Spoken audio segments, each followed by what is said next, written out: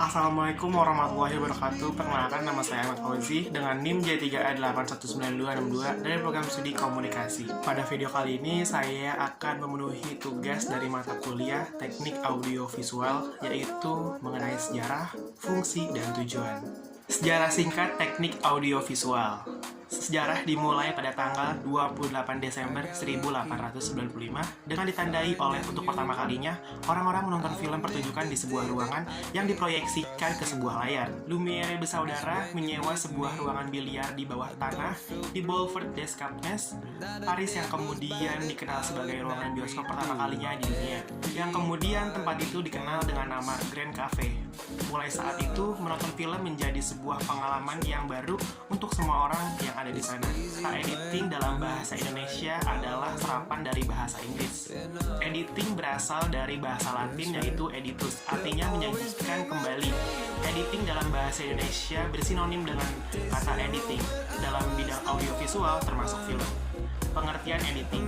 Editing adalah sebuah proses penyambungan gambar dari banyak shoot tunggal sehingga menjadi kesatuan cerita yang utuh. Dan editor adalah menyusun shoot tersebut sehingga menjadi sebuah scan. Kemudian dari penyusunan scan tersebut akan tercipta sequence, sehingga pada akhirnya tercipta sebuah film yang utuh. Selanjutnya yaitu fungsi dari teknik audiovisual. Yang pertama adalah memperpanjang atau memendekkan waktu.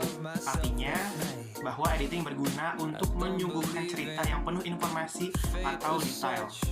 Lalu fungsi yang kedua adalah mengontrol waktu. Artinya dengan melakukan editing, kita bisa mengatur alur cerita sesuai dengan slot waktu yang tersedia. Fungsi yang ketiga adalah memberikan penekanan terhadap slot tertentu. Hal itu dimaksudkan menunjukkan gambar-gambar yang penting harus diketahui oleh penonton. Dan fungsi yang terakhir, editing juga penting untuk membentuk alur cerita sesuai harapan sutradara. Dan yang terakhir adalah tujuan editing audiovisual. Yang pertama adalah memindahkan beberapa klip video yang tidak dikehendaki menjadi tugas yang paling umum dan yang paling sederhana dalam melakukan editing. Lalu yang kedua, membuat alur cerita. Kebanyakan video yang diminta untuk melakukan suatu cerita atau menyediakan informasi. Lalu yang ketiga, memberikan efek grafik dan musik.